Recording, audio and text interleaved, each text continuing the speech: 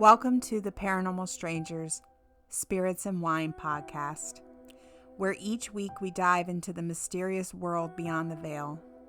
Join us as we sip on cheap wine and share our eerie encounters from our paranormal investigations and offer insights, debate, and send the occasional shiver down your spine.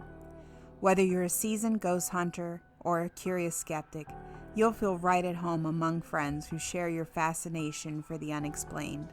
From haunted houses to uncharted realms, we explore the secrets that linger in the shadows. So sit back, pour yourself a glass of your drink of choice, and prepare to journey with us into the realms of the supernatural. After all, isn't that what brought you here? Get comfortable because the spirits are stirring and the stories are about to unfold. Hello, strangers. Welcome back to the Paranormal Strangers, Spirits and Wine Podcast. I am your host, Samantha. My co-host, Heather, unfortunately is unable to join in on this episode. As I am recording this episode, there is a huge storm brewing outside, which really adds to the element of spooky, and I'm kind of loving it. On tonight's episode, we will be talking about the Wilson Castle. The Wilson Castle is located in Proctor, Vermont. If you've never been to this castle, it is a beautiful historic place. It is noted as Vermont's only castle, or only real castle. The story of Vermont's only real castle begins in 1885, after Mr. Johnson, a Vermont native, went to England to study medicine. While there, he met and married a wealthy lady by the name of Sarah. After completing his studies, Dr. Johnson took his wife back to Vermont, where after 7.5 years of planning and construction, the castle was completed after costing over $1 million. This hefty bill fell onto Sarah's family fortune. And despite the exquisite detail that went into building the castle, unfortunately, the Johnsons remained in the castle for only a brief time. Wanting to add more onto the castle, Dr. Johnson once again leaned onto Sarah's family fortune, and this upset her father greatly. He cut her off from the family fortune since Dr. Johnson's extravagant taste was no longer affordable to her. Dr. Johnson left his wife and children, allowing the castle to be put up for foreclosure. Sarah and her children fled the castle and settled with a cousin in another state, while Dr. Johnson remarried and settled elsewhere in the state of Vermont. From the 1880s until 1939, the castle was bought and sold numerous times. In 1939, a radio engineer named Herbert Lee Wilson came to Vermont. He was a pioneer in the AM radio field and built radio stations all over the world. He was looking for a new location to build another station and a summer home for his family. He purchased the estate, and the history of the Wilson Castle officially starts. Worthy mentions of his radio work include WSYB in Rutland, Vermont, which had the first directional antenna in the state. This antenna still stands today and can be seen from the castle's top floor. When America joined World War II in 1941, Herbert Wilson joined the Army Signal Corps, from which he retired in the 1950s as rank of colonel. He retired to the castle and in 1962 opened it up for tours. Colonel Wilson passed away at the age of 82 in 1981 and left the estate to his daughter, Blossom. Blossom passed away in 2010, and the castle currently is owned by her daughter, Denise. The castle has been in the home for 5 generations of the Wilson family. Part of the estate is presently in the Wilson Foundation, which is a nonprofit organization to preserve its longevity. The residence of 115 acres has 3 floors, 32 rooms, 84 stained glass windows, and 13 fireplaces. To say that the Wilson Castle is absolutely stunning is an understatement. Now, I have visited the Wilson Castle twice, and each time I have been absolutely amazed by not only the construction of this historical castle, but I have also been amazed by the paranormal activity that goes on there. Now, there have been several YouTube channels that have visited the Wilson Castle. I actually discovered the Wilson Castle from Margosh YouTube channel. So after seeing his experiences there, I really wanted to visit. And what do you know? I was going to Vermont anyway for my honeymoon. So I decided to add ghost hunting onto the list of activities that me and my husband would be doing while in Vermont. And we actually weren't prepared for the amazing evidence that we were going to capture while we were there. Now, my husband is not a ghost hunter per se, but he does enjoy tagging along with me and doesn't mind doing so. So when you come to the Wilson Castle, you are greeted by Denise, the owner of the castle, and Andy, the person who runs the day-to-day at the castle and runs the historic tours there. These two are just the sweetest people you will ever meet. They're incredibly kind and incredibly hospitable. They really make you feel like you're at home when you're at the castle. So when you get there, they take you on this tour of the castle just to give you the lay of the land before your hunt or before your investigation. And they give you the historical facts of the property. And they also include you in on any paranormal activity that has taken place there. It was pointed out to us that Andy had brought in a coffin that he had purchased from an old morgue in the area. This coffin is like a wicker type basket. And honestly, just seeing it, it absolutely gave me the creeps, because knowing that it is a coffin and that it actually was used, it was really unsettling to be so close to something that obviously held several dead bodies. So while we did, yes, during our investigation, we did put a digital recorder in there. We did hook up a REM pod. And although we didn't get any activity from that coffin, the vibes it was giving off was definitely creepy. So it was important to note that Andy had brought this item in because later on during our investigation, this item was possibly a source of the paranormal activity that is currently taking place in the castle. Now, Andy will tell you on his tour that he believes that there is a portal in the castle. And he believes this not only because of what he has seen and heard throughout his time there, but also through paranormal investigators that have come through there that have informed him of this. And so the portal is actually located in Sarah's bedroom in the closet. Now, my husband did later go into that bedroom, and he said when he stepped into that closet, he felt very disoriented and he really got out of there quickly. He didn't want to stand in there very long. And after he did come out, he said he felt really disoriented and unsettled. So it's possible that there is a portal in the Wilson Castle. So my husband and I, after our tour, we were basically left to our own devices, which is actually kind of nice as far as paranormal investigations go. Because usually when you are in a place and the staff kind of stand close by, or if you're in a group tour, you have a lot of other people that are investigating alongside you. We didn't get any activity on the third floor with the REM pod or any EVPs, so we head down to the second floor. And the second floor is the bedrooms where most of the bedrooms are held. The notable rooms that are on this floor are Colonel Wilson's room, Sarah's bedroom, and the children's bedroom. And these were rooms that we were given tours of. So each bedroom is beautifully constructed. Notable evidence on the second floor is we placed a cat ball on the chair in the child's room, and the cat ball starts to go off.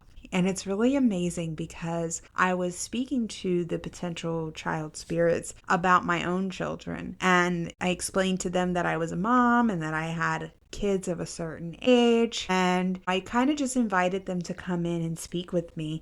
And when that cat ball went off, it was a really great experience. While we were in that room, the owner of the castle came in just to kind of let us know that she was leaving for the night and that she was going to lock up behind her, kind of reminding us to lock up when we leave and explaining that we could use the fireplaces and if we got too cold, because it does get cold. We were there in the fall, but it was actually colder than, I'm used to, for sure. So Denise came in and she explained that she was leaving for the night. And when she did, we had our SLS camera out. And while we were recording on the SLS, a stick figure presented itself on the camera. If you don't know what an SLS is, it maps out any electromagnetic energy that may appear in the room, although sometimes it does give you false negatives. So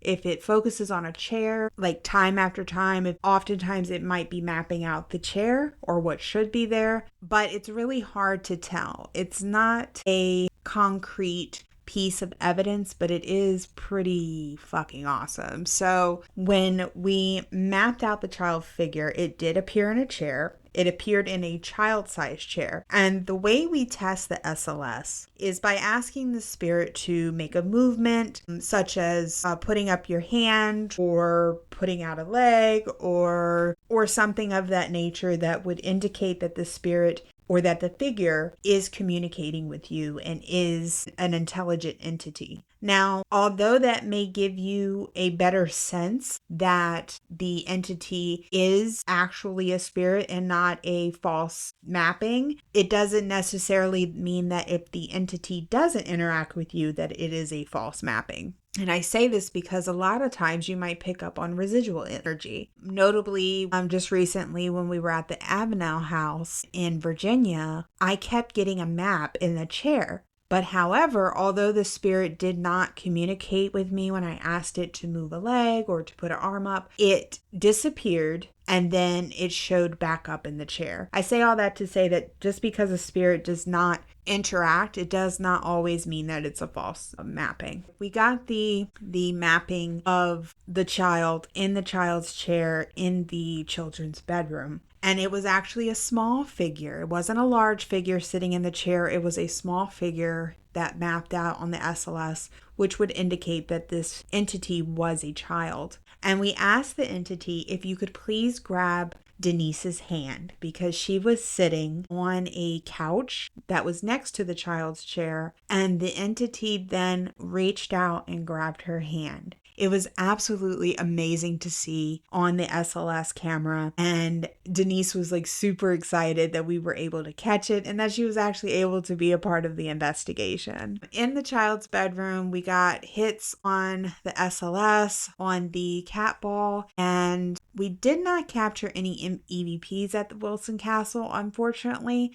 but among all the evidence that we captured that night, the SLS of the child spirit was really most notable. When we moved on to the Colonel's bedroom, this is where it gets really exciting. My husband participated in my chaos and he agreed to do the Estes method. Now, if you don't know what the Estes method is when you blindfold yourself, you put on headphones so that you cannot hear anything around you, and in the headphones you are listening to the SB7 or SB11 spirit box. And the spirit box runs through several radio stations. You can alternate between AM or FM, and it sweeps through such a high speed. Spirits can use these radio frequencies to communicate and to speak, basically. So it is believed that whatever words that do come through, especially if it's a string of words or like a whole sentence,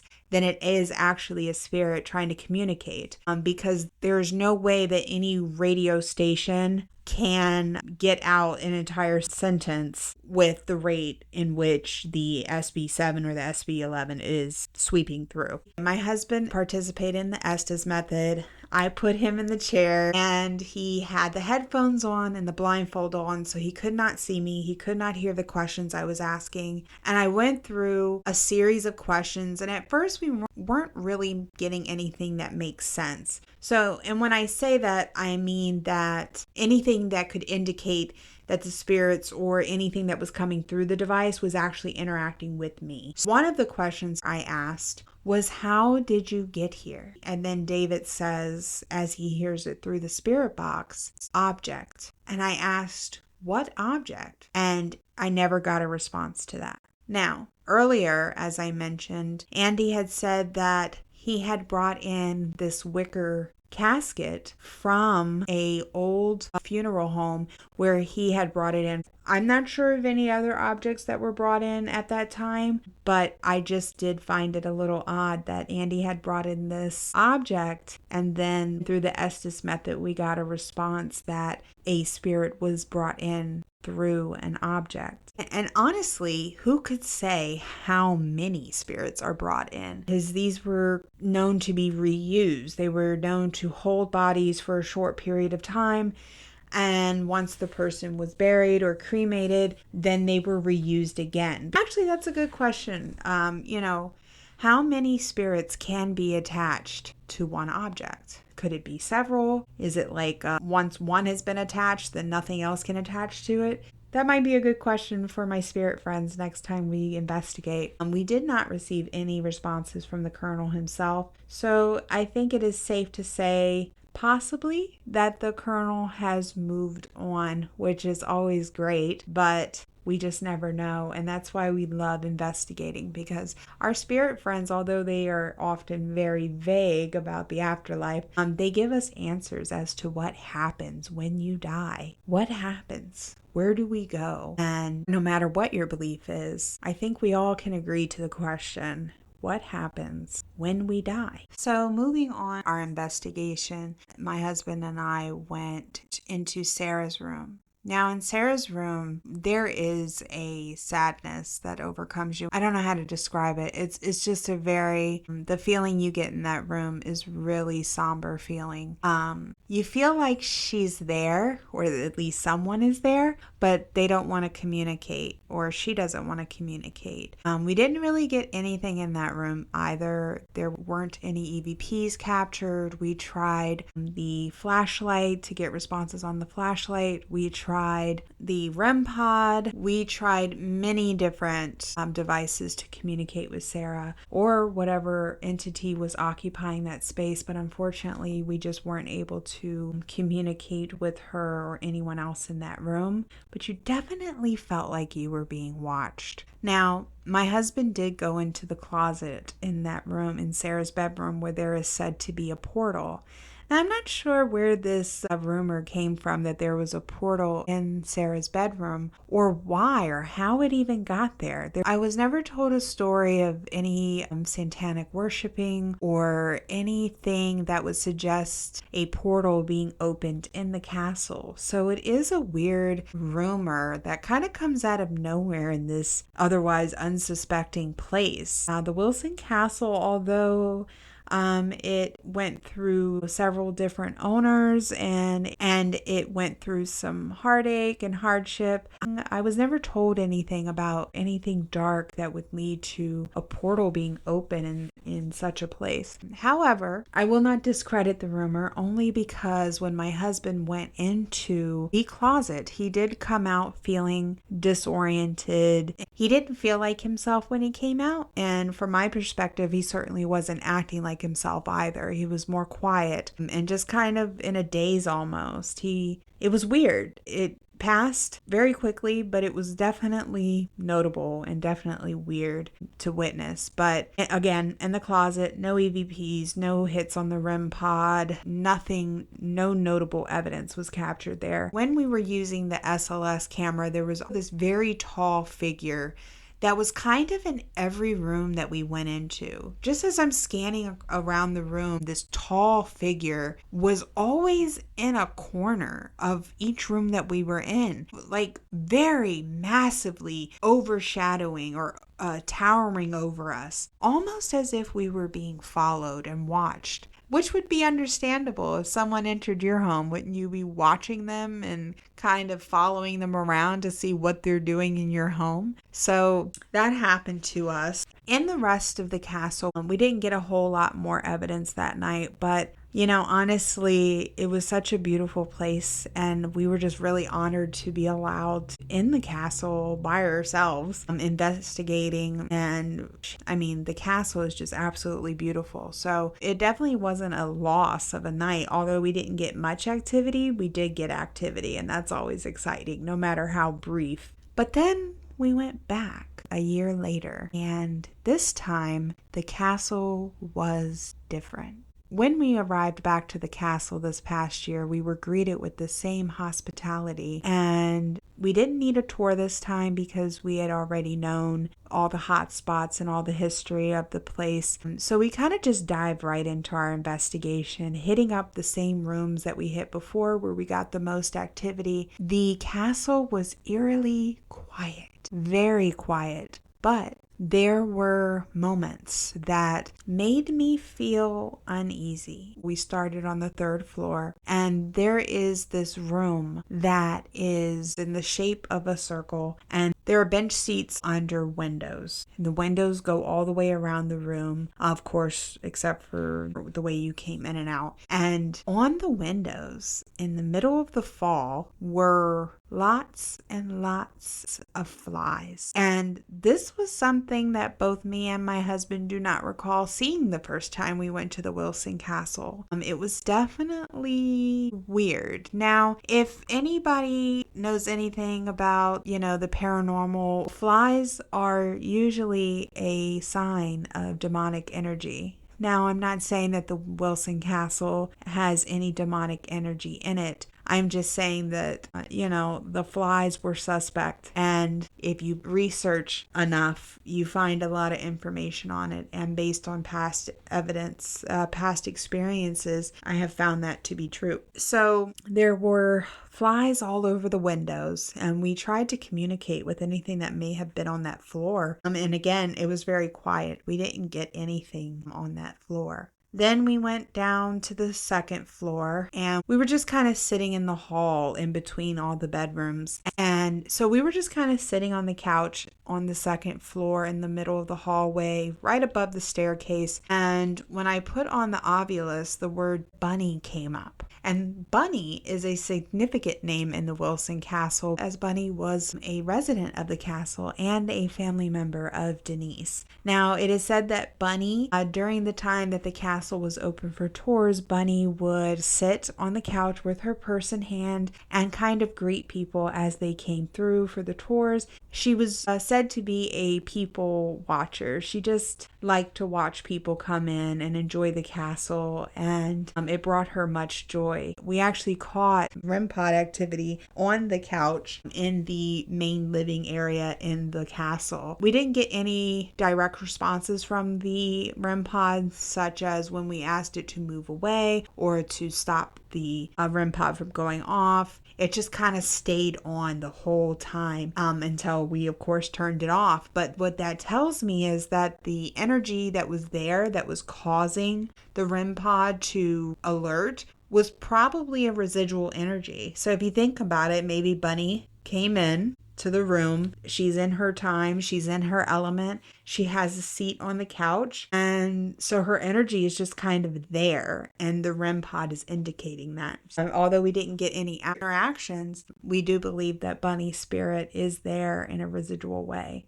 Now, I always wondered, what exactly does that mean? Residual energy. Is the energy repeating like a echo in time? And if it is, where are the spirits that created that energy? Are they at rest or not? That's the line I've always been quite confused on. So when we were on the couch, we got the word bunny, which is significant for the Wilson Castle. But while we were sitting there, we also got a string of other words that were a bit concerning. Words like malicious and demon. This definitely creeped us out. I mean, we had been to the Wilson Castle before. We encountered a few spirits within the castle, and it was nothing like this. There were never any signs of maliciousness or any signs of a demonic energy of any sort. It was always very friendly, very lighthearted. It begs me to ask, what happened to the Wilson Castle from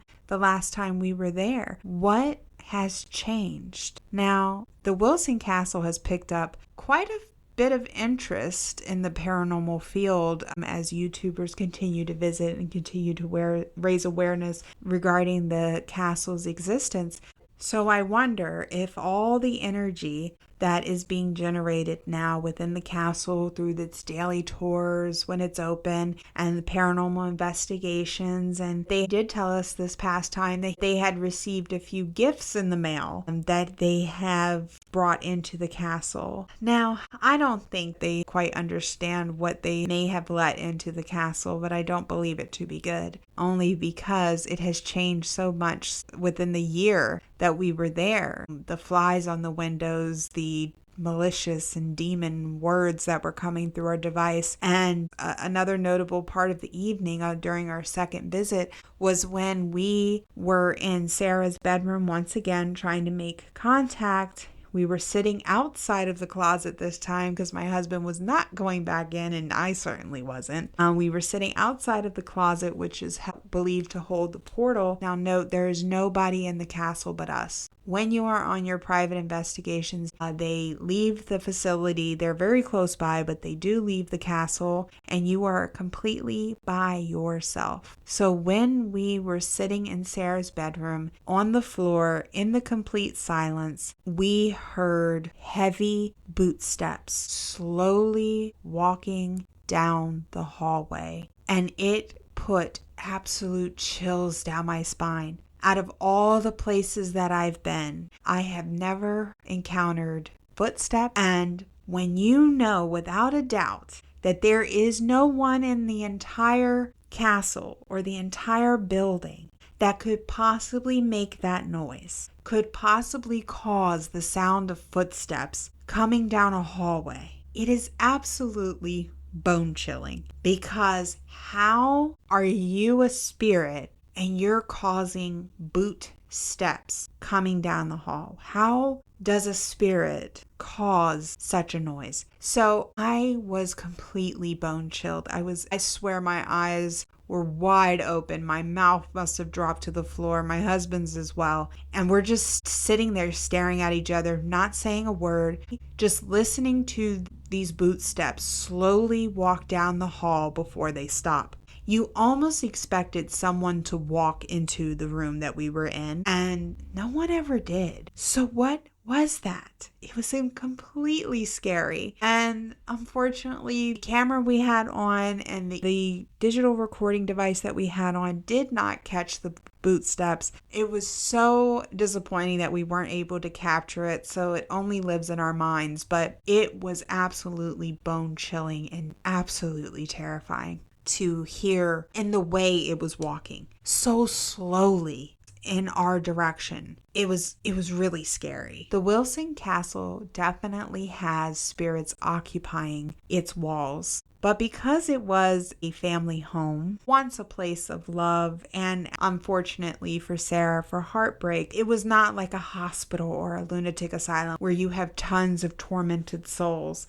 When you come to the Wilson Castle, you expect the kind of evidence that comes from a family home. Now, will I go back to the Wilson Castle? I don't know. I really want to, and I'd actually really love to take Heather with me because she has not had the chance to experience it for herself, but I don't know. I don't really mess with the demonic things, and I'm not really comfortable with what we captured there before. but I'm definitely intrigued and I kind of want to go back. I don't know what awaits for us if we do go back. We have a lot of unanswered questions for the Wilson Castle. Who all of the spirits that are there are original to the castle? What spirits have been brought in? What other entities have been brought in? How did they get there? And is there really a portal? These are all answers to questions that we don't have, but the only way to answer them is to go back. Thank you so much for coming back and listening to our Paranormal Strangers Spirits and Wine podcast. Until next time, strangers. Thank you for joining us on this episode of Paranormal Strangers Spirits and Wine podcast. We hope you enjoyed exploring the mysteries of the unknown with us. Stay connected with us by subscribing to our podcast and following us on social media.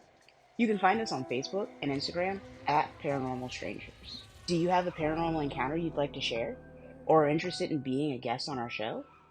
Reach out to us at hellostranger@paranormalstrangers.com. We love hearing from our listeners. Well, until next time, guys, keep your wine glass full and stay spooky.